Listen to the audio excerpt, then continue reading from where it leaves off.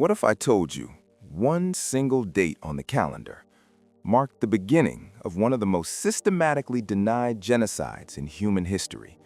A crime so vast, so deliberate, that over a century later, governments still refused to call it what it was. Saw a small group of rebels rise up against one of the most powerful empires on Earth, armed with almost nothing and fully expecting to fail. Sent a man into space on a mission so dangerous he knew before launch he might never come back, and showed how far a government would go to protect its image even as catastrophe unfolded. April 24th. Genocide, rebellion, space, and the cost of pride. And I promise you, every one of these stories is going to stay with you. Stay right there. Welcome back. And if you're new here, understand this from the start. We don't do surface-level history. We don't sanitize. We don't simplify. We don't tell the comfortable version. We go all the way in. Because the real stories, the ones with all the weight still on them, those are the ones that explain the world you're living in right now. Today is April 24th, and I'm going to be honest with you. This is one of the heaviest episodes we've done. Two of these stories involve loss on a scale that's hard to process. But we're not looking away, because the people in these stories deserve to be remembered, even now. Before we start, tell me in the comments, which of these do you know most about? Genocide, rebellion, space, or disaster? Let's go. April 24th, 1915. Constantinople. In the early hours of the morning, hundreds of Armenian intellectuals are arrested. Doctors, writers, teachers, leaders, the backbone of an entire community. Most are deported. Most are never seen again. This night is remembered as the beginning of the Armenian Genocide. And what follows is systematic. Men are separated and killed first. Women, children, and the elderly are forced onto marches. Not relocations, death marches. Hundreds of miles, no food, no water. If you fall, you're left. If you resist, you're killed. Entire communities erased. By the end, hundreds of thousands, possibly over 1 million people, are gone. A civilization thousands of years old, nearly wiped out. And then, denial. For decades, governments avoid the word. History becomes political. Truth becomes negotiable. And that might be the most disturbing part, because it shows something dangerous. If the world looks away long enough, even the largest crimes can fade into silence. April 24th, 1915. We remember. April 24th, 1916. Dublin. Easter Monday. A small group of rebels takes control of key buildings across the city. About 1,200 people facing an empire. At the General Post Office, a man steps forward and reads a declaration. Ireland is free. Most people watching don't believe it. Some laugh, some are confused, because this kind of rebellion had always failed before. For 700 years, Ireland had been under British rule. Every uprising crushed, every leader executed, and this one looked no different.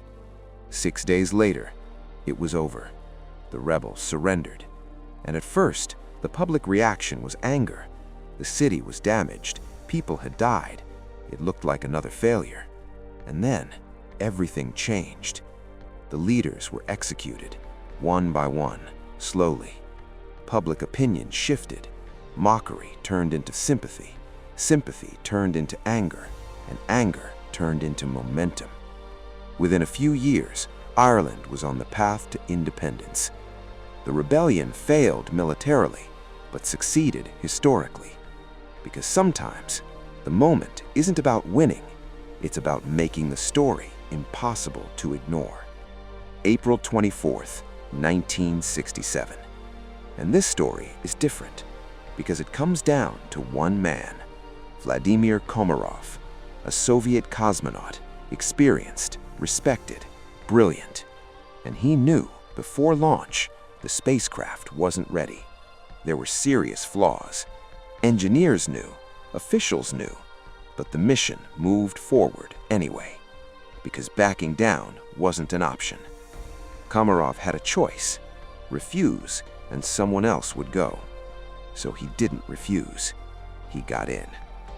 The launch goes wrong almost immediately. Systems fail. Control becomes unstable. He manages to survive orbit and attempts re-entry. Then the parachutes fail. The capsule hits the ground at full speed and explodes. He dies instantly. He knew the risk and went anyway. Not because he didn't understand the danger, but because sometimes people choose responsibility over survival. And sometimes they pay for it with everything. April 24th, 1990. A different kind of story. The Hubble Space Telescope launches into orbit. It's supposed to change everything, a clear view of the universe beyond Earth's atmosphere. But when the images come back, they're blurry. A tiny flaw in the mirror, barely measurable, but enough to ruin the entire mission. It becomes a global embarrassment. Years of work, billions of dollars, and it doesn't work. But this story doesn't end there. Engineers find a solution. Astronauts are sent to fix it in space. An incredibly difficult mission. And it works. The images come back again, this time perfectly clear. Galaxies, star formation, the deep universe. For the first time, humanity sees how vast everything really is. What started as failure becomes one of the greatest scientific achievements ever. Sometimes, what looks broken just hasn't been fixed yet. 4 stories, 1 date, April 24th. A people nearly erased, a rebellion that wasn't supposed to succeed, a man who knew the risk and went anyway, and a mission that failed until it didn't. And they all point to the same question. What do you do when everything is falling apart? Do you endure? Do you resist? Do you sacrifice? Or do you rebuild? Now I want your answer. Which story stayed with you the most, and why? If this meant something to you, take 1 second and like the video. And if you're new here, understand this from the start. We don't do surface-level history. We don't sanitize. We don't simplify. We don't tell the comfortable version. We go all the way in. Because the real stories, the ones with all the weight still on them, those are the ones that explain the world you're living in right now. I'll see you tomorrow.